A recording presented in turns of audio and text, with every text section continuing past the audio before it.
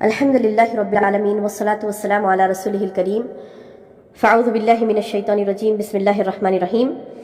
میں عائشہ صدیقہ، بانیہ مؤسسہ و صدر جامع حلیمہ ٹولی چوکی حیدرآباد، 1 جنوری کو مرکز اہل حدیث لنگر ہاؤس حیدرآباد میں پیش آئے افسوسناک واقعے کی مذمت کرتے ہوئے شیخ محترم حسین مدنی حفیظ اللہ علیہ کے متعلق یہ کہنا چاہوں گی کہ ہمارے ادارے جامع حلیمہ میں شیخ حسین مدنی صاحب حفیظ اللہ علیہ انہوں نے تقریباً 12 سال خدمات انجام دیں۔ الحمدللہ ادارے جامع حلیمہ نئے شہر کا قدیم سلفی ادارہ ہے جہاں صرف لڑکیاں و خواتین تعلیم حاصل کر رہی ہیں۔